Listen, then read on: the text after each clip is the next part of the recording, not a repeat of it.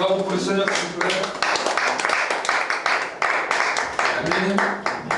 Merci pour nos prières. Merci à toi, Didier, aussi, pour tes prières. Merci aussi aux internautes qui prient. Quand nous, des fois, nous sommes fatigués, c'est vos prières qui nous relèvent. Amen. Amen. Dieu utilise vos prières pour nous relever.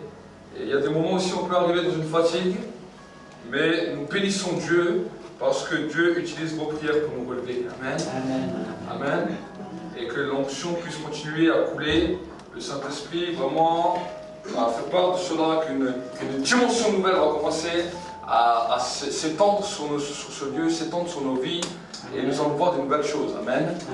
Nous avons déjà commencé dimanche, lundi, nous avons vécu des réunions exceptionnelles dans la présence de Dieu. Et nous croyons que vraiment encore aujourd'hui, quelque chose de nouveau vient. Je sens vraiment une nouvelle expectative dans la présence de Dieu qui va vous amener dans une nouvelle dimension. Amen. Je sens vraiment ce feu qui est là et ce feu qui va vous impacter ce soir, qui va vous amener dans une nouvelle dimension. Prions ensemble pendant un instant. Merci Père de gloire pour ta présence. Merci Saint-Esprit pour le feu qui est libéré maintenant dans ce lieu. Je déclare maintenant que ce lieu est électrifié par ta présence. Je libère maintenant la présence des anges, des archanges, des séraphins, des chérubins, et je déclare que ce lieu devient grand et redoutable. Seigneur, mon Dieu, mon roi, je te bénis maintenant. Je paralyse maintenant toutes les œuvres des ténèbres maintenant. Satan, je détruis ton autorité et je libère la grâce de Dieu dans ce lieu. Seigneur, merci pour le feu maintenant qui va impacter la vie de mes frères et mes sœurs. Je libère maintenant ce feu dans le nom de Jésus, et l'église de Dieu dit Amen. Acclamons pour le Seigneur. J'aimerais vous encourager à lire quelques Bibles ici dans le livre de Romains. Si vous avez des papiers, si vous avez des stylos, ce soir c'est le temps d'écrire parce que je vais vous enseigner sur quelque chose qui va être important dans vos vies, qui va vous amener dans une dimension d'élévation. Amen. J'ai fait ce message hier soir, alors que je l'ai fait hier soir, les frères et les sœurs qui étaient là ont été bénis et le Seigneur s'est encore manifesté. Amen. Alors si vous avez des papiers, si vous avez des stylos, pour noter vraiment les choses que Dieu a préparées pour vous, alors notez. Nous avons les vidéos, mais c'est aussi bien de pouvoir noter, comme ça vous avez les références. Amen. Romains chapitre 5, et nous allons au Romains chapitre 5, au verset 1er, nous allons voir ce que la Bible nous dit. Romains chapitre 5, verset 1er. Merci Saint-Esprit vraiment pour cette présence. Merci pour ta présence qui est là, au nom de Jésus. La Bible nous dit, étant donc justifiés par la foi, nous avons la paix avec Dieu par notre Seigneur Jésus-Christ.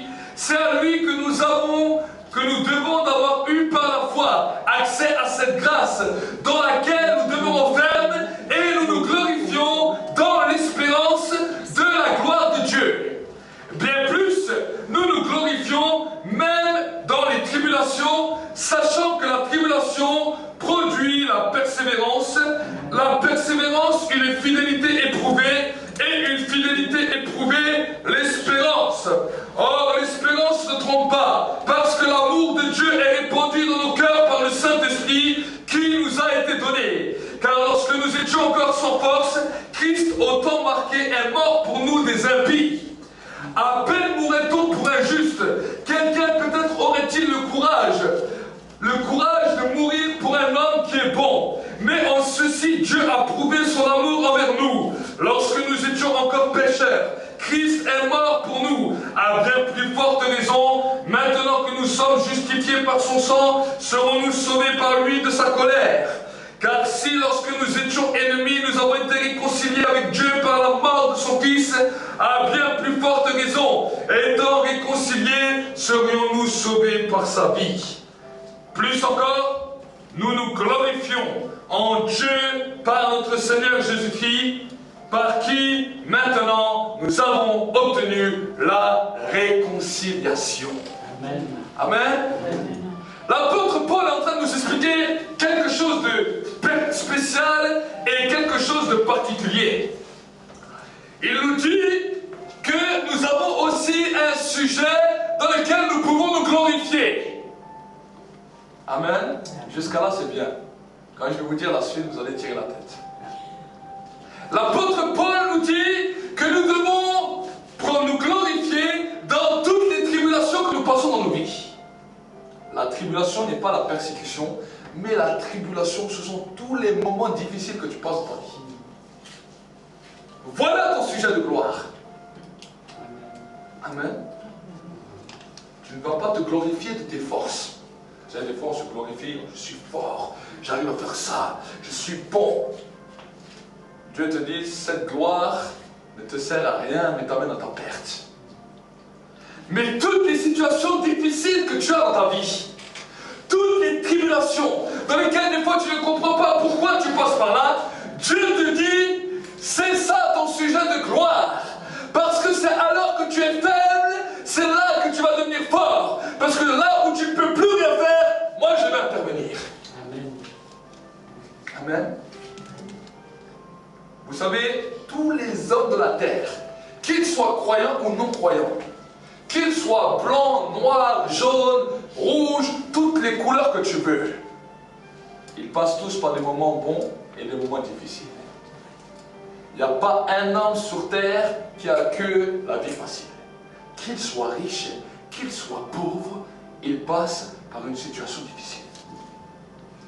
Et la situation difficile dans ce monde amène bien des fois le découragement, le désespoir. Et ressasser la situation difficile amène à l'homme une situation terrible qui l'amène même dans la dépression, qui l'amène même dans l'oppression, qui l'amène dans une situation, dans une sphère infernale dans laquelle il ne voit plus de sortie. Amen. Mais la Bible nous dit que nous qui sommes enfants de Dieu, nous devons nous glorifier de ces moments. Pourquoi nous glorifier de ce moment? Parce que regardez ce que l'apôtre Paul, alors qu'il a fait une bonne analyse de sa propre vie, qu'il vivait, il vivait un ministère glorieux, mais il a vu que des fois dans son ministère, il avait des moments difficiles, au point même que la Bible nous dit que l'apôtre Paul avait une écharpe, un ange de Satan qui venait le souffloter de peur qu'il ne s'enorgueillisse. Et quand les théologiens ont essayé de comprendre ce que c'est, cette écharpe dans laquelle l'apôtre Paul avait, ils ont trouvé qu'en fait l'écharpe de l'apôtre Paul, c'est que malgré le ministère glorieux que le Seigneur lui avait confié, toutes les personnes qui étaient autour de lui méprisaient ce ministère. Même ses plus proches collaborateurs souvent méprisaient le ministère de l'apôtre Paul, au point qu'il se retrouvait souvent seul. Aujourd'hui, il a impacté l'Église dans le monde. L'Église dans le monde a pris pour référence, mais de son temps, il était souvent négligé. Amen.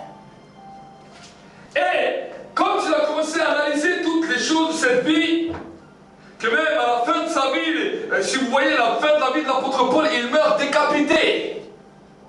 Décapité. Et avant qu'il meure, il dit encore, j'ai combattu le bon combat, j'ai achevé ma course, je vais remporter ma croix. Quelle gloire! Aucun d'entre nous ici en meurt décapité. On n'est pas encore arrivé à des situations comme lui, il est passé. Mais l'apôtre Paul est passé par là. Et à un moment donné, alors qu'il fait toute une analyse de sa vie, vous savez, quand il écrit à l'église de Romains, il est en prison. Il est en prison à cause de sa foi. Parce qu'il a partagé sa foi et parce que le groupe religieux de tous les sacrificateurs, tous les religieux de Jérusalem ont voulu le tuer. Donc l'apôtre Paul se trouvait en prison. Et après avoir analysé tout cela, voilà ce qu'il dira. Bien plus, nous nous glorifions même dans les tribulations, sachant que la tribulation produit la persévérance. Amen. L'apôtre Paul est arrivé à une conclusion. Il a dit, si ces situations difficiles ne seraient peut-être pas arrivées dans ma vie, je n'aurais pas autant persévéré comme j'ai persévéré jusqu'à aujourd'hui. Souvent tu te dis, ah, je vis des situations dures, je ne sais pas comment je fais. Bénis le Seigneur. Parce que c'est à cause des situations que tu passes dans ta vie que tu t'accroches et que tu as la niaque. Amen. C'est quand on essaye de faire quelque chose, hein, les constructeurs, quand on essaye de construire quelque chose et ça ne marche pas comme on veut. Alors on n'abandonne pas, on ne baisse pas les bras, on va persévérer jusqu'à ce que ça tienne droit. Amen. Je n'ai jamais vu un chef de chantier qui, au bout de quelques essais, parce que ça ne marche pas, il annule ou il arrête tout. Il va aller jusqu'au bout pour arriver. Amen. Et dans la construction de nos vies, il y a des choses que des fois on arrive à faire tout de suite, il y a d'autres choses qu'on n'arrive pas à faire tout de suite. Il y a des situations qu'on arrive à bien faire, il y a d'autres qu'on n'arrive pas à bien faire. Il y a des gens, ils ont bien réussi à faire leurs études, mais ils n'arrivent pas à trouver un bon travail. Amen. Pourquoi? Est-ce qu'ils sont coupables? Non. Mais cela va créer dans leur vie une persévérance qui va les amener avant la niaque pour franchir le but. Amen. Ensuite, il continuera. Quand la persévérance arrive, ça veut dire que c'est la personne qui ne lâche pas. C'est ça qu'on dit quand une personne est persévérante. Une personne qui va jusqu'au bout, qui est déterminée. Regardez ce que la Bible nous dit. La persévérance amène une fidélité éprouvée. Chaque fois que nous avons combattu, même pour le Seigneur, alors la Bible nous dit que cette persévérance qui a été activée dans ta vie amène devant Dieu une fidélité éprouvée.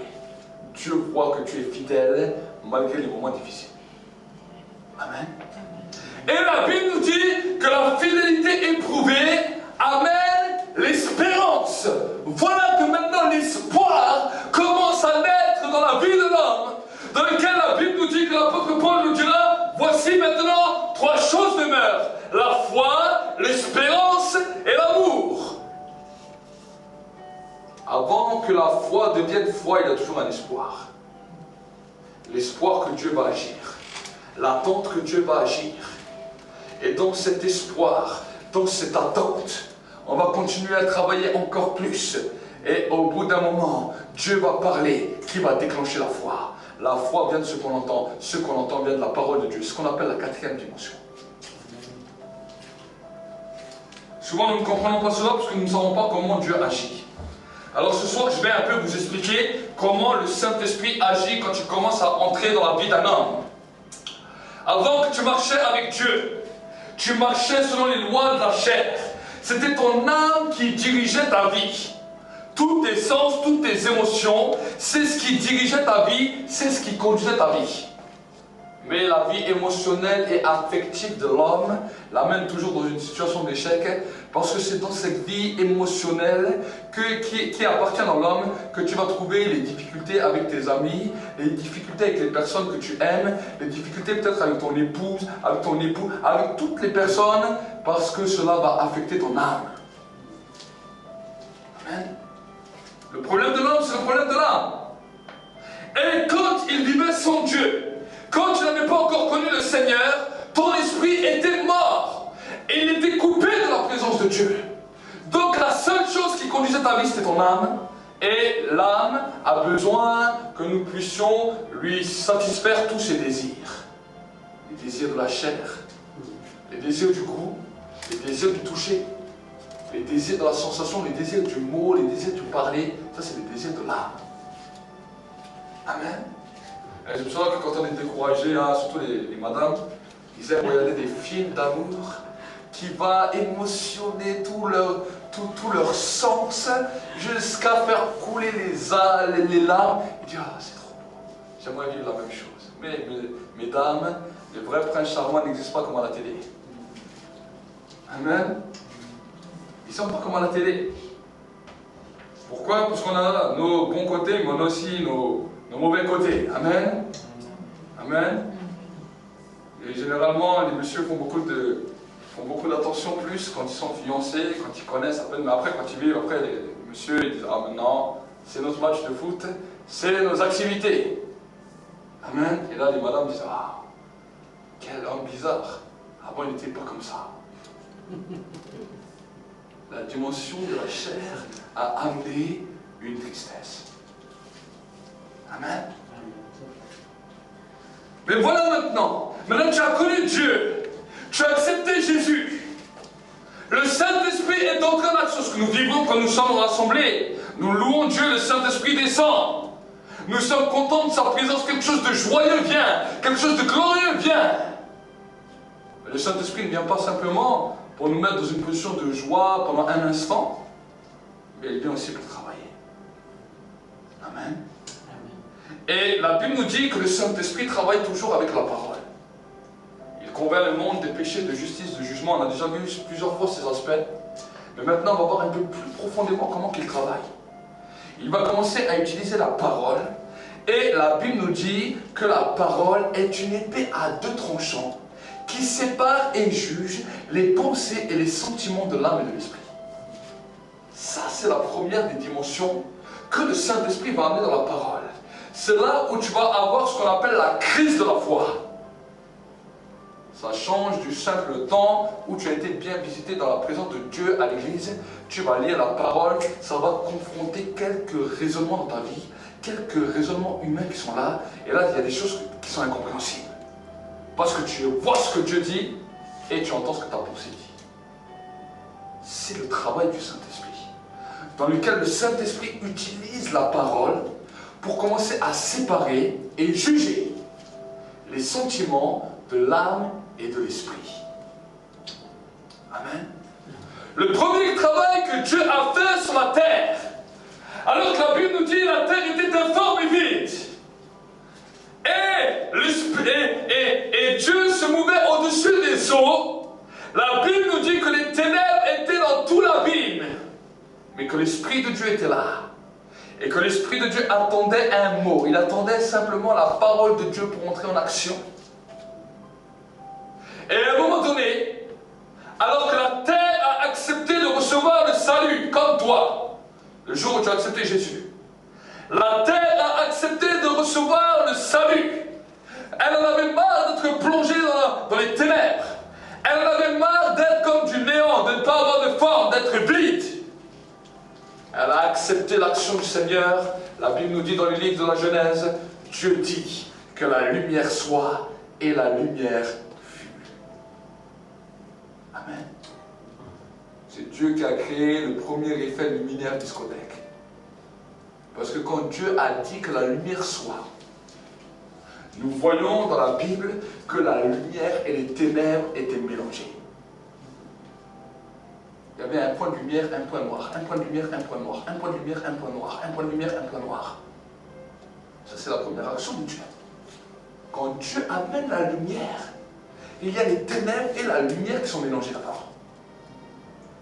Et c'est pour ça que dans le verset qui suit, la Bible nous dit « Dieu sépara la lumière d'avec les ténèbres.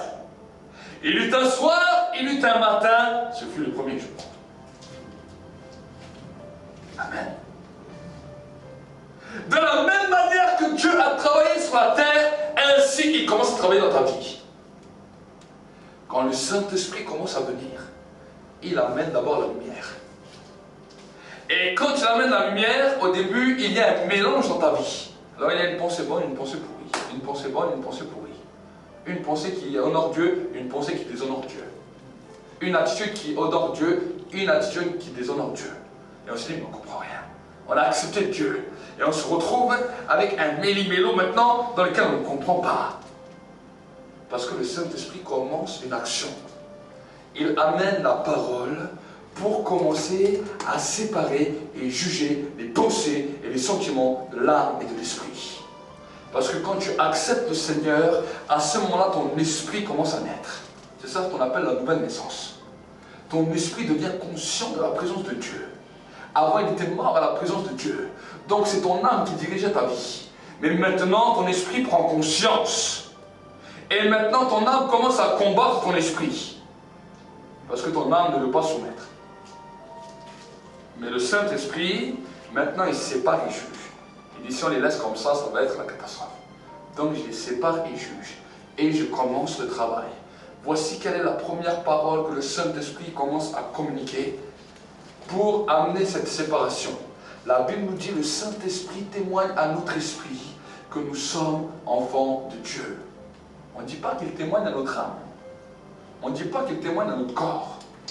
On dit que le Saint-Esprit témoigne à notre esprit que nous sommes enfants de Dieu. Et quand on commence à louer, quand on commence à adorer, c'est à ce moment-là que tout d'un coup, on prend conscience que nous sommes enfants de Dieu. Amen. Et là, ton âme va essayer de te culpabiliser. Oui, mais tu n'es pas assez bon. Oui, mais tu n'es pas... Mais il y a une autre pensée qui vient des fois. je suis enfant de Dieu. Des fois il y a l'assurance, des fois l'assurance disparaît. Des fois l'assurance est là, l'assurance disparaît. C'est l'effet de discothèque. Amen. L'effet de discothèque. Mais cet effet de discothèque, c'est le début. Parce que Dieu n'aime pas que l'homme reste dans le chaos. La deuxième action de l'esprit, c'est d'entrer et de séparer les ténèbres d'avec la lumière. Amen. Et pour que cela puisse commencer à se produire, le Saint-Esprit a besoin de toi. Amen. Il devient associé avec toi. Il dit, est-ce que tu veux marcher avec moi? Tu dis oui. Est-ce que tu veux honorer ma parole? Tu dis oui. Est-ce que tu veux marcher dans mes préceptes? Tu dis oui. Alors le Saint-Esprit te dit, l'âme qui pêche, c'est celle qui meurt. Ah, Seigneur, j'ai des désirs. Seigneur, j'ai mes pensées. Seigneur, j'ai mes raisonnements. Alors le Saint-Esprit va t'aider et dit, je vais te donner la force. Mais maintenant, tu vas apprendre à parler à ton âme. Vous savez, quand on parle du psalmiste David, le psalmiste David était un homme remarquable, pas parce qu'il faisait des chansons. C'est pas parce qu'il a fait des chansons ou il a fait quelques poèmes que Dieu l'a appelé l'homme selon son cœur. Mais Dieu a appelé le psalmiste David un homme remarquable, parce que c'était un homme qui savait parler à son âme. Des fois, il disait, mon âme, je t'ordonne de te tenir en silence, de te taire, de te la fermer. Tu me déconcentres, mon âme. Ou alors, des fois, il disait, mon âme, bénis l'Éternel. Je t'ordonne de bénir l'Éternel et de n'oublier aucun de ses bienfaits. Je parle à mon âme. Qu'est-ce que c'est l'âme? L'âme, ce sont tous tes sens. La vue, l'odorat, le goût, l'ouïe, le toucher, tous tes sens, c'est ce qu'on appelle ton âme. Et en tant que chrétiens, nous ne devons plus être dirigés par nos sens, mais nous devons être dirigés par l'Esprit. Et c'est cela que l'apôtre Paul, à un moment donné, alors qu'il parlera à l'église de Galate, il a dit, ô Galates, dépourvus de sens, pourquoi après avoir commencé par l'Esprit, continuez-vous par la chair? C'est là où on différencie un chrétien charnel d'un chrétien spirituel. Amen. Chaque jour, si tu veux grandir dans la dimension de Dieu, si tu veux grandir dans la dimension de l'Esprit, tu dois apprendre à recevoir premièrement le témoignage du Saint-Esprit. Et tu dois apprendre que ce ne soit plus la dimension de ton âme qui commence à gérer ta vie, mais la dimension de l'Esprit. Amen. Ça, c'est la première dimension dans laquelle voilà, le Saint-Esprit sépare et juge les pensées et les sentiments de l'âme et de l'esprit. Et quand il parle de l'âme et quand il parle de l'esprit, il parle de pensée et il parle de sentiments. Il y a des sentiments spirituels, des pensées spirituelles, et il y a des sentiments charnels et des pensées charnelles. Et les deux peuvent avoir un aspect spirituel. Donc je vais vous donner quelques bases pour que vous puissiez comprendre. Imaginez maintenant, viens, je vais te prendre comme cobaye, viens, Étienne, viens. On voit notre frère Étienne, viens, mets-toi là comme ça, on peut bien te voir. On a notre frère Étienne qui est là, et Étienne vit beaucoup de situations difficiles, beaucoup de problèmes. On donne une histoire comme ça. Et cet homme ne sait pas où regarder. Alors, il peut avoir deux dimensions de pouvoir aller aider notre frère. Soit la dimension charnelle, soit la dimension spirituelle. Voici la dimension charnelle dans laquelle on devient l'avocat du diable. Oh mon pauvre, personne ne t'aime, personne ne te comprend. Mais tu sais, oh ne regarde pas sur tout ça, nous sommes là, nous on comprend ta misère. Oh, tu es un pauvre homme. Oh, tu es un pauvre homme. Et on commence à le plaindre. Ça a l'air très bien, ça a l'air religieux.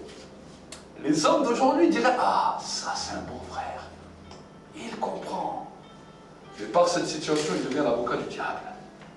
Parce que quand la personne part, le diable vient dire, t'as vu Étienne, il a dit la même chose que tu pensais. Oh, tu es un pauvre homme. Personne ne te comprend. Reste sur toi-même, replie-toi sur toi-même. C'est désastreux ta vie. Terrible! Le diable va l'amener dans la dépression, il va le détruire. Ça, c'est pas de la prophétie, c'est ni une parole de Dieu. C'est être l'avocat du diable. Maintenant, voici une dimension spirituelle qui peut même choquer. Il vient, il a la même situation, les mêmes problèmes, les mêmes difficultés.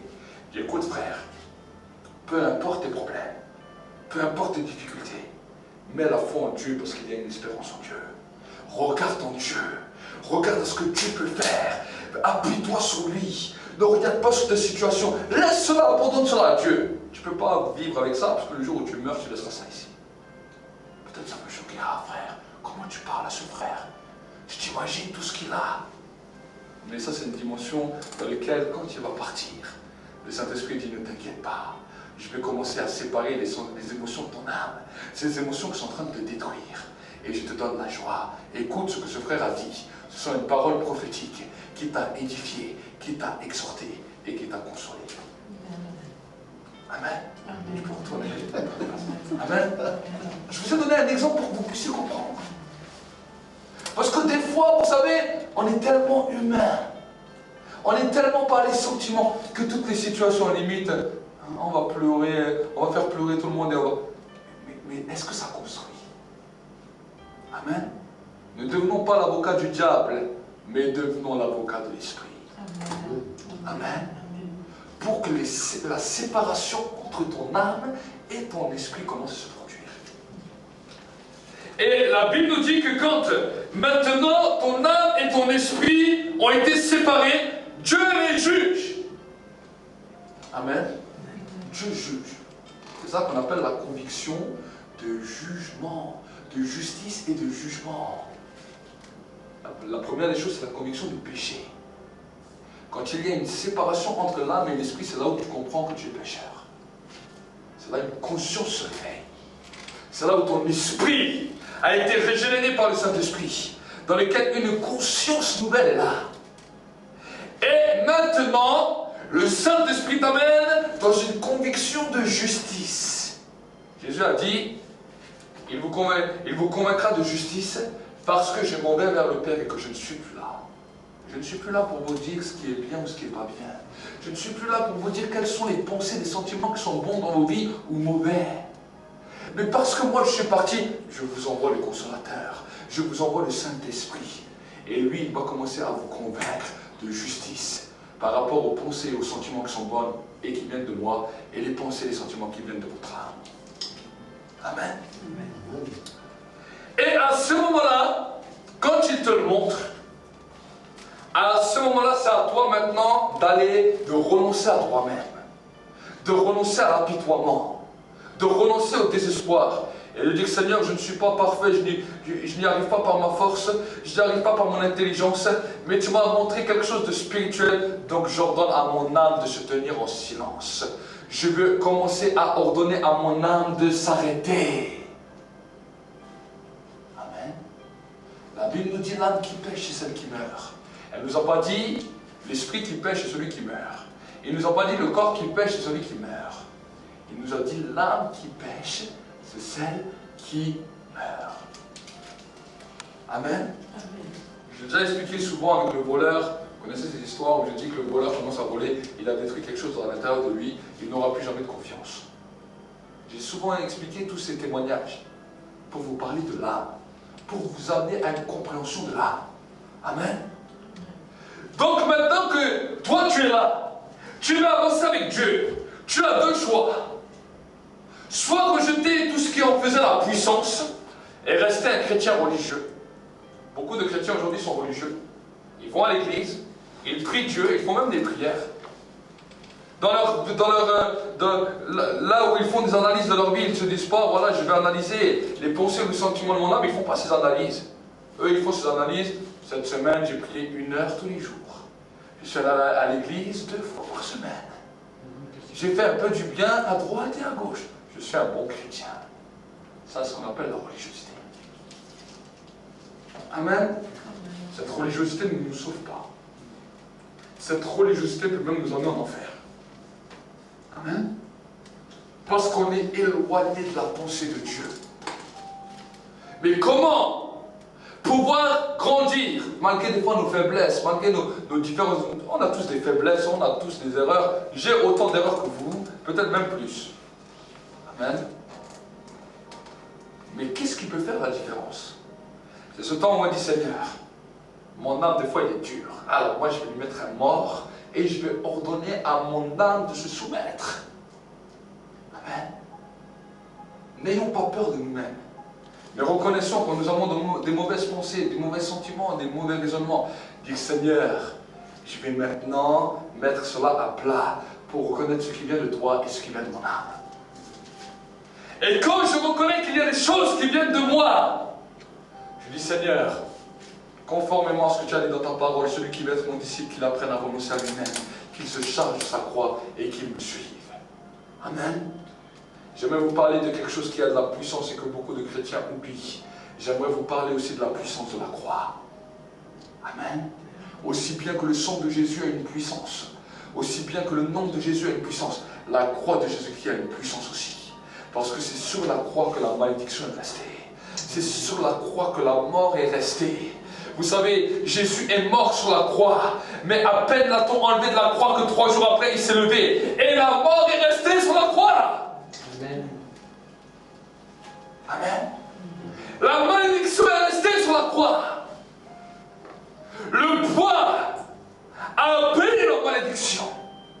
Et c'est à cause de cette croix que nous pouvons avoir la victoire, parce qu'on dit, Seigneur, c'est les pensées, les sentiments de mon âme qui restent accrochés à cette croix. Amen. Le sang de Jésus nous lave. Le sang de Jésus nous guérit. Le sang de Jésus amène en nous la vie nouvelle. Le sang de Jésus nous restaure. Le sang de Jésus nous purifie. Mais nos péchés, nos émotions et nos sentiments de notre âme restent sur la croix. Amen. Et c'est pour cela que les démons ne supportent pas la croix. C'est pour cela qu'on nous a fait des films comme L'Exorcisme, où on nous a montré des curés qui venaient avec des crucifix et qui avaient des manifestations. Pourquoi? Parce qu'il y a une réalité derrière. Les démons ne supportent pas la croix. Amen. Et si toi, des fois, dans ta prière, tu oublies souvent la croix, oui, tu vas peut-être être purifié de tes péchés, tu vas être lavé de tes péchés, mais tu auras toujours un problème avec ton âme. Ton âme t'amènera toujours dans des mauvais raisonnements, dans des mauvaises pensées, dans des addictions qui sont liées à l'âme. Et bien que tu es enfant de Dieu, tu vas te dire, mais comment s'en sortir? Parce que tu as oublié la puissance de la croix. Amen. La puissance de la croix. Dans nos prières, c'est ce que nous devons des fois rappeler. Dis, Seigneur, je reconnais que la croix est une puissance. Parce que c'est sur la croix que mon moi, que les sentiments et les pensées de mon âme ont été cloués. Amen. Ça, c'est la dimension. Une des dimensions qui va t'amener dans une étape d'évolution. C'est ce qu'on appelle, c'est ce qu'on enseigne aux bébés spirituels. Amen. Ça, c'est un message pour les petits spirituels, pour les bébés spirituels. Parce que c'est la base de la foi. Et des fois, j'ai regardé autour de moi, à travers les croyants, j'ai vu beaucoup de croyants qui étaient des croyants déjà engagés depuis longtemps. Quand je leur parle de cette réalité, je vois qu'ils sont encore des bébés. Ils me disent, ah, c'est un grand message. Je dis, mais écoutez, mes amis, c'est pas un grand message, c'est des messages pour les bébés spirituels. Amen. C'est la base de la foi. Si on ne comprend pas ça, on va batailler pendant des années et on ne va pas avancer. Amen. Mais quand ce processus a été accompli, quand le Saint-Esprit est entré en action pour faire cela, il ne s'arrête pas là. Il amène la conviction de jugement. Pourquoi? Parce qu'il nous dit le prince de ce monde a été jugé et il a été déclaré coupable. Donc comment il fait cela? Si nous avons cloué nos pensées et nos sentiments de l'âme sur la croix, nous avons des pensées et des sentiments spirituels qui sont là, mais ils ne sont pas encore en adéquation sur notre corps, en adéquation sur notre vie, en adéquation sur notre cœur. Alors maintenant, ce qui a été séparé par la parole, le Saint-Esprit vient le reconstruire. Et dans ton âme, il va instaurer ce qu'on appelle les sentiments et les pensées pour que ton âme soit impactée par l'Esprit. ça que les prophètes ils ont dit. J'arracherai le cœur de pierre, je mettrai un cœur de chair et un esprit nouveau avec mes lois gravées dans leur cœur et dans leurs pensées. Les prophètes ils ont dit ça. Ce sont des versets que vous pouvez lire dans la Bible, mais que sans la révélation, ils n'ont aucun sens. Amen. Donc le Saint-Esprit t'amène dans une nouvelle perception, dans laquelle ton âme a une nouvelle pensée, ton âme a un nouveau sentiment à cause de l'Esprit de Dieu qui est en toi. Amen. Amen. Et c'est là, quand l'apôtre Paul est arrivé à cette dimension, qu'il a dit maintenant, voici toutes choses sont passées, maintenant toutes choses sont devenues nouvelles. Avant cette étape de transition, il était autant charnel que toi et moi. Amen. Il se laissait conduire sur la chair. Et vous savez, c'est terrible si un chrétien, sous le nom de Jésus, se laisse conduire sur la chair. Il peut être utilisé par Dieu même à faire des guérisons, à même avoir des miracles, même avoir des délivrances. Mais sa pensée, son raisonnement, qui n'a pas été changé, le laisse toujours un chrétien charnel. Il ne comprend pas les choses de Dieu.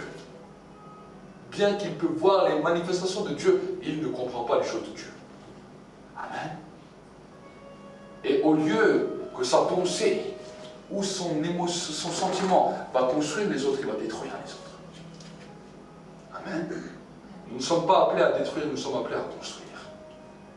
Et la première personne qui doit être construite, c'est toi et moi. Amen. Avant de vouloir construire la planète entière, sois construit en Jésus. Sois construit par le Saint-Esprit. Amen. L'apôtre Paul arrive à cette dimension, il a dit maintenant les choses anciennes sont passées. Souvent on se récite ce verset. Voici les choses anciennes sont passées, les choses sont devenues nouvelles. Tu demandes aux gens, oui les choses c'est du passé, maintenant toutes choses deviennent nouvelles. Mais ça, ils te le récitent simplement pour essayer de s'encourager, mais dans leur vie c'est pas vrai. Leurs émotions, leurs pensées n'ont pas changé. Souvent quand des fois des gens me disent ça, je dis, alors j'aime bien m'asseoir, je dis, explique-moi comment ça a changé. Si tu arrives à me donner une explication valable comment ça a changé, je te crois. Et c'est là que bon nombre de croyants sont bloqués parce qu'ils ne savent pas comment le Saint-Esprit agit. Amen. Moi je vous enseigne cela pour que vous puissiez comprendre. Non seulement entrer dans cette dimension, mais que si un jour des personnes vont vous expliquer, vous allez leur répondre avec une telle sagesse qu'ils vont être étonnés. D'où tu me sors ça? Je dis ça, c'est la révélation du Saint-Esprit. Amen. Ce message, c'est la révélation du Saint-Esprit. Ce n'est pas une idéologie humaine que je vous enseigne. C'est la révélation du Saint-Esprit. Amen. Quand il a commencé à me montrer comment il agissait, j'en ai été étonné, j'en suis encore étonné aujourd'hui. Amen. Le Saint-Esprit agit toujours par étapes. Et si toi tu refuses d'avancer dans cette étape avec lui, alors il t'attend. Il peut t'attendre, il a le temps. Amen. La dimension de la chair amène toujours l'homme dans une position d'amertume. Il peut entendre la parole de Dieu, il peut entendre le message de Dieu, mais à cause de la pensée charnelle, ça va le rendre dans l'amertume. Amen. Est-ce que tu as envie de terminer dans le ventre d'un poisson? Non. Mais pourtant, il y a beaucoup de chrétiens qui sont dans le ventre d'un poisson. Jonas. Vous connaissez Jonas? Jonas a entendu la parole de Dieu. Mais il a agi avec une pensée charnelle. Dieu lui a dit, tu vas à Ninive. Et tu vas dire à tous les habitants de Ninive de se repentir. Sinon, moi, je vais détruire toute cette ville. Jonas a fait quoi? Il est parti à Tarsis.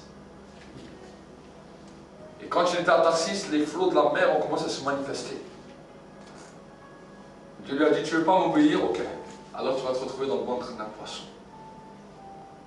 Les matelots ont jeté Jonas dans la mer et il s'est trouvé dans le ventre du grand poisson.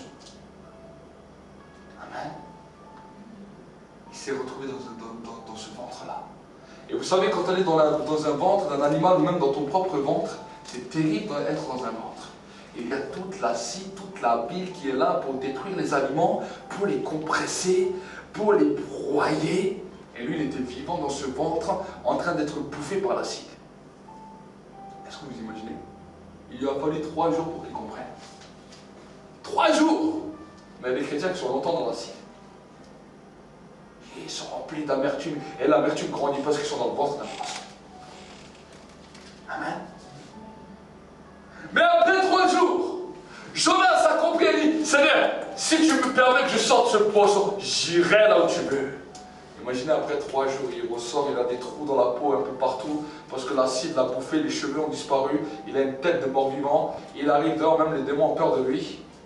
Et il marche comme ça dans l'Unique, c'est normal, ils sont tous convertis. Je dis, mais il y a une personne qui est sortie, on dirait qu'il sort d'un film d'horreur, et il nous dit que la ville va être détruite. Quand on voit sa tête, on comprend.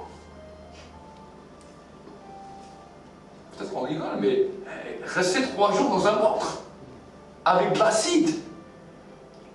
Déjà, juste des fois, quand on vomit et cette acidité sort, c'est dégueu, ça brûle, il y a quelque chose qui...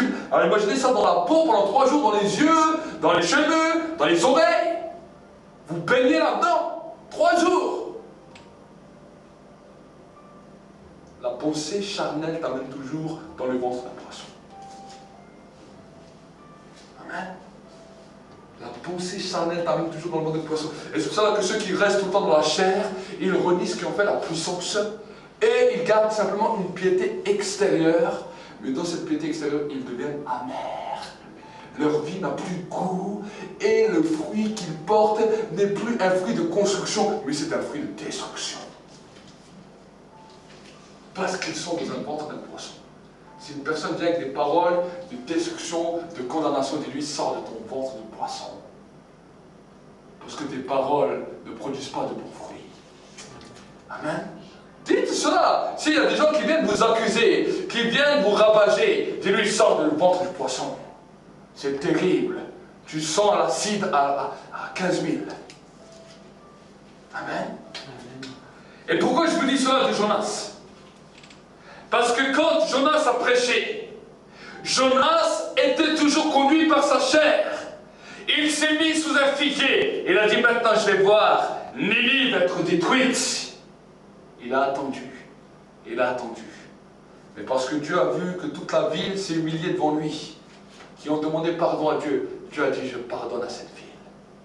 Voilà ce que Jonas dira dans la Bible. Il a dit à Dieu, je savais que tu allais agir comme ça. Et c'est pour cela que je ne voulais pas venir. Je le savais.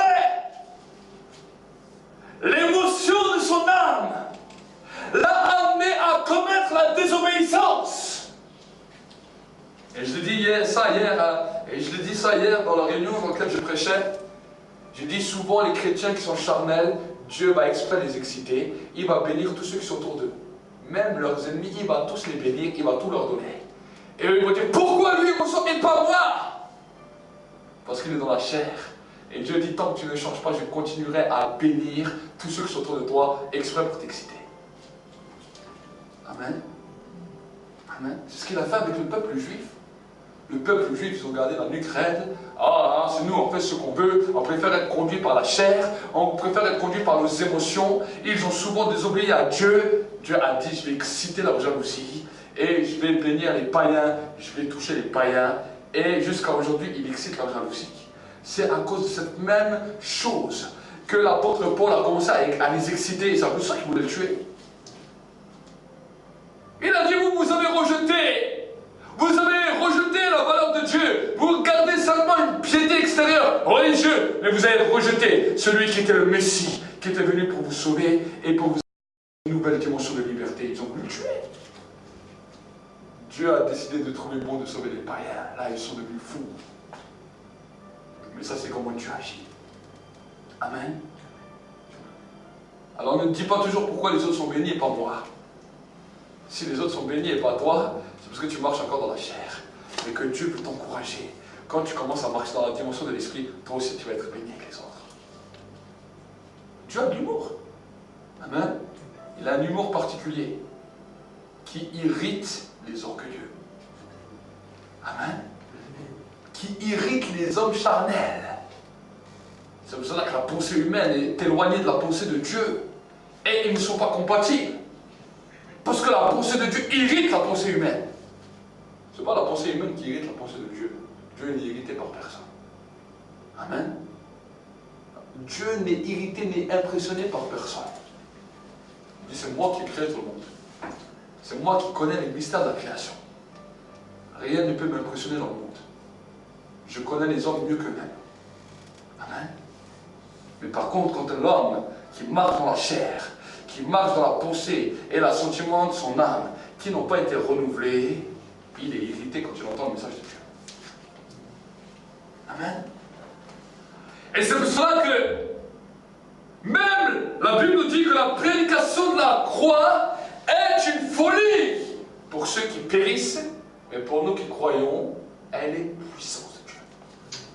Amen. Et regardez ce que l'apôtre Paul nous dira. Il ne dira pas la prédication de l'évangile. Il ne dira pas la prédication de Jésus-Christ. Il nous dit la prédication de la croix est une folie pour ceux qui périssent. Parce que la croix est le seul endroit qui rappelle à l'homme sa défaite. Amen. La croix est le seul symbole que nous avons dans l'humanité qui va nous rappeler que Dieu a cloué sur cette croix les pensées et les sentiments de l'homme. C'est pour cela que le monde entier essaye de supprimer la croix de l'évangile. Amen. Mais l'apôtre Paul l'a crié haut et fort. La prédication de la croix est une folie pour ceux qui périssent. Mais pour nous qui croyons, elle est une puissance. Amen. Amen. Voilà quelques clés dans lesquelles ta vie spirituelle va commencer à évoluer. Si tu commences à faire simplement ces règles, à ordonner à ton âme d'être en silence, à dire Seigneur, les pensées, les sentiments de mon âme, je les cloue sur cette croix qui a été clouée à la croix de Golgotha. Je dresse la croix dans mon cœur, la croix de Golgotha dans mon cœur, pour que mes émotions et mes sentiments y soient cloués. Pour que la mort n'a plus d'impact sur ma vie. Et pour que la vie commence à jaillir. Amen. Alors le Saint-Esprit continue à entrer en action. Et il amène une nouvelle dimension de vie. Dans lequel là où ton âme et tes émotions, tes sentiments étaient pourris, il va changer ça en quelque chose de bon. Amen. Il va simplement transvaser les sentiments et les pensées de l'esprit et va les mettre dans ton âme. J'arracherai le cœur de pierre, je mettrai un cœur de chair et un esprit nouveau, une pensée nouvelle, avec mes lois gravées dans leur cœur. Amen. Ça, c'est ce que le Saint-Esprit veut faire. Et vous savez, le Saint-Esprit est des fois attristé parce qu'il essaye de faire ce plan depuis 2000 ans. Depuis 2000 ans, chaque fois qu'une personne se donne à Christ, chaque fois qu'une personne commence à entrer dans la dimension de Dieu, le Saint-Esprit veut faire ce travail. Et vous savez ce qu'il m'a dit un jour? Il m'a dit, j'essaie de travailler depuis longtemps, mais peu acceptent mon travail à que cela devienne le final de leur vie. Amen. Ce que Jésus a dit, le chemin est étroit et resserré, et peu le trouvent. Peu le trouvent. Et c'est à cela que le Saint-Esprit est attristé. Il voit des hommes et des femmes à travers les temps, à travers les situations, les circonstances qui sont passées avant nous, qui passeront après nous. Mais il est attristé. Pourquoi? Parce que l'homme ne comprend pas son action. Amen. Alors que le Saint-Esprit veut nous amener dans une nouvelle dimension, une dimension de gloire, une dimension qui dépasse la sagesse humaine. Il veut libérer des manteaux sur les vies, des onctions spéciales sur les vies. Il veut nous amener dans des dimensions que l'homme ne peut pas comprendre. Il veut nous révéler des secrets qui étaient cachés dans l'éternité. Mais à cause de notre arrêt, là où on s'est arrêté, il ne peut pas aller plus loin. Amen. Et à cause de cela, l'évangile des fois, Au lieu de devenir puissant, ça devient un scandale. Parce que les gens cherchent, ils disent, mais on ne connaît plus l'évangile qui était prêché dans la parole de Dieu. Amen. Et nous aurons tous un jour des comptes à rendre sur ce quoi nous aurons fait sur notre vie, ce quoi nous aurons dit. Alors c'est vrai qu'on n'est pas parfait, mais Dieu nous donne un moyen de parvenir à une dimension nouvelle. Est-ce que ça veut dire que tu ne pécheras plus? Je ne t'ai pas dit ça. Mais je t'ai dit tes sentiments et tes pensées de ton âme seront régénérés. Amen. Vous savez, c'est terrible. Je me rappelle, moi, quand je me suis converti, et quand je n'avais pas compris ces règles au début, je bataillais dans mes pensées. Pas une fois, pas deux fois. Moi, c'était 24 heures sur 24. J'avais beau prier, beau jeûner, je bataillais dans mes pensées. Mes émotions étaient terribles. Est-ce que je dis qu'aujourd'hui, tout a disparu? J'aimerais vous dire qu'aujourd'hui, il y a pratiquement les 3 quarts qui a changé. Il m'arrive encore des fois de combattre, mais pas comme au début. Amen. Mais au début, c'était carrément insoutenable. Je me souviens, je commençais même à devenir un jeune prédicateur. Ensuite, je suis devenu pasteur. Mais je combattais, je dis, mais c'est terrible! Alors je dis, ah, c'est les démons. Alors je commence à prier, jeûner, prier, jeûner, prier, jeûner. Et plus que je jeûnais, plus ça s'empirait. Jusqu'au jour où un jour le Saint-Esprit m'a dit, je vais t'expliquer. Ça, c'est ton âme. C'est ton âme. Et il a commencé à me dire, parle à ton âme. Et j'ai essayé, ça a marché. Amen. Quand des fois mon âme commençait, je dis, tais-toi. Tais-toi, mon âme. Ferme-la. Ça peut nous choquer. Mais j'ai parlé à mon âme. Et j'ai commencé, vous savez, des fois, je vais vous donner un exemple simple. Le matin, vous vous levez, personne ne vous a rien fait. Votre âme vous met dans une mauvaise humeur. Il y a des matins où vous vous levez, personne ne peut vous parler. Qui vous a fait quelque chose? Personne. Ton âme t'a parlé, t'a dit aujourd'hui, je ne suis pas content. Dis à tout le monde de rester calme. Quand quelqu'un arrive, aujourd'hui ne me parle pas. Je ne suis pas bien, ne me parle pas, ne me commence pas. Tu commences à devenir dirigé par ton âme. Voilà le Saint-Esprit, quand tu arrives dans cette position. Le matin, le Saint-Esprit te dit, ça c'est ton âme qui te parle. Ordonne simplement à ton âme d'être joyeux et de se taire. Et la journée commence différente. Amen. C'est pour cela que quand on parle de délivrance, on parle de cure d'âme. Les démons ne viennent pas influencer notre esprit, les démons viennent influencer notre âme. Amen. Amen. Et quand les démons viennent faire une habitation, ils viennent faire une habitation dans ton âme, dans tes émotions. Mais si on ne connaît pas ça, alors on va batailler. Parce que notre âme ouvre la porte aux démons et il ouvre les bras aux démons et dit, ah, venez les démons. Parce que notre âme est mauvaise. Notre âme a été corrompue à cause de la chute d'Adam et Ève. C'est pour cela que quand vous avez un petit enfant, tant que tu ne lui as pas dit, ne touche pas à ça, c'est mal, l'enfant il s'en fout. Ne serait-ce que tu lui dis, ne touche pas à cette chose, c'est pas bien. L'enfant il oublie tout le reste, il tourne autour. Jusqu'à ce qu'il a touché. C'est vrai ou c'est pas vrai? L'enfant il est comme ça, nous aussi on est comme ça. C'est pour ça que l'apôtre Paul, à un moment il a dit, quand je ne connaissais pas la loi, je ne péchais pas. Mais quand j'ai connu la loi, simplement le fait de l'avoir entendu, cela a créé dans mon âme une convoitise qui m'a amené à transgresser cette loi. Amen. Je vous donne un exemple tout bête. Dans la Bible, il est écrit, tu ne mentiras point. Avant d'avoir entendu ça, tu ne calculais pas trop. D'un coup, tu entends ça. Tu dis, mais pourquoi pas mentir? Vous savez, moi je me suis trouvé des fois dans des raisonnements, mon âme me dit, mais pourquoi pas mentir? Et j'essayais de chercher le pourquoi du comment, mais au bout d'un moment je devenais fou. Je dis, mais pourquoi on m'a dit ça? Si on m'aurait pas dit ça, je ne me serais même pas cassé la tête. Mais parce que j'ai entendu ce commandement, cela a créé en moi une convoitise qui m'a amené à contrôler ça. Et dans tous les péchés, c'est pareil. Amen. Ça, c'est notre âme. Et c'est là où on voit que notre âme a été corrompue.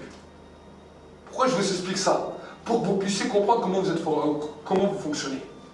Si vous ne comprenez pas ça, vous n'y arriverez pas. Amen. Tu peux prier et jeûner, ce n'est pas la prière, le jeûne qui va t'aider à changer ça. Amen. La prière et le jeûne t'aident à aider ton cœur à recevoir la parole de Dieu. Mais vu que ton âme est toujours mauvaise, tu pries, tu jeûnes, tu reçois la parole de Dieu, ça y est, il y a une confrontation. Ça y est. Dieu a parlé, tu étais prêt à recevoir sa parole. C'est bien, mais une confrontation. Et au lieu que la parole de Dieu devienne une bénédiction pour toi, à cause de ton âme, elle devient jugement. Amen. Elle devient jugement. Parce que tu as dit, mais pourquoi Dieu m'a dit ça? Pourquoi ceci? Pourquoi cela? Ah, je ne crois pas que Dieu parle comme ça. Ah, je crois. Ça nous est arrivé à tous. On met même les paroles, les prophéties en doute. On met même les directions que Dieu a données. Amen. Et c'est là où on attriste le Saint-Esprit. N'attristez pas le Saint-Esprit, ne méprisez pas les prophéties. C'est écrit clairement dans la Bible. Amen. Amen. Amen. Vous avez tous la capacité d'y arriver. C'est ça la bonne nouvelle. Tous vous avez la capacité d'y arriver. Dieu ne vous demande pas d'être riche ou pauvre pour y arriver. Dieu te demande la discipline. Amen. Un peu de discipline et tu y arrives parce que le Saint-Esprit fait le reste dans ta vie. Mais c'est à toi de prendre courage de parler à ton âme. Si tu as peur de parler aux autres, alors parle-moi à ton âme. Amen. C'est des fois notre âme est terrible. On se trouve devant des situations qui nous dépassent, devant peut-être des personnes qui nous font peur, ou des raisonnements. Tout d'un coup, notre âme il commence à angoisser, commence à tourner en bourri. Tu commences à ressentir toutes sortes de choses. La colère, ça commence à monter comme une cocotte. Ça, c'est ton âme. Si tu ne sais pas lui parler, demain, il te détruira. Amen. Si tu ne sais pas parler à ton âme et tu ne sais pas clouer ton âme sur la croix, demain il te détruira. C'est ce qui se passe. C'est l'âme des hommes qui a créé les voleurs. C'est l'âme des hommes qui a créé les meurtriers. C'est l'âme des hommes qui a créé toutes les atrocités que tu vois à la télévision. Amen. Qu'on parle de pédophiles, qu'on parle de meurtriers, qu'on parle de voleurs, qu'on parle de braqueurs, qu'on parle de violeurs. Tous ces hommes-là ont été victimes de leur âme. Abel a été le premier victime de son âme. Il a vu que le sacrifice de son frère a été agréé. Il a commencé à regarder cela. Il a dit, pourquoi lui et pas moi? La dimension de la chair l'a amené à devenir un meurtrier. Amen. La dimension de la chair l'a amené d'être un meurtrier. Et alors que j'ai prêché ce message, on m'a posé une question à la fin. On dit, mais alors, pasteur, qu'est-ce que c'est l'amour? On m'a posé cette question. Je dis, l'amour de Dieu n'est pas basé sur la dimension de l'âme, mais l'amour de Dieu est basé sur la dimension de l'esprit. Nous n'avons pas le lien d'âme qui nous lie, mais nous avons un lien d'esprit qui nous lie à cause du Saint-Esprit. Et la dimension d'amour, c'est quoi? C'est que la Bible nous dit, la vérité vous affranchira, vous rendra réellement libre. Et l'apôtre Paul nous dira que l'amour, c'est de dire la vérité avec douceur à son frère et à sa sœur. Alors une personne m'a posé une question complètement étonnante. Il m'a dit, mais alors si je vois une personne dans la rue qui est moche, je ne vais pas lui mentir, je vais dire qu'elle est moche. Je dis, non, c'est pas comme ça que je vous dis qu'il faut agir. Amen. Amen. C'est dans la sagesse spirituelle de Dieu. Amen. Les goûts et les couleurs, ça ne se discute pas. Toi, tu vas peut-être trouver une personne moche, et une autre va la trouver belle. Mais peut-être toi, tu trouves belle, et une autre personne va trouver moche. Ça, c'est les goûts et les couleurs. Amen. Mais Dieu trouve tout le monde beau. Et ça, c'est encore une émotion, un sentiment de l'âme à changer. Amen. Vous avez été bénis? Nous allons prier.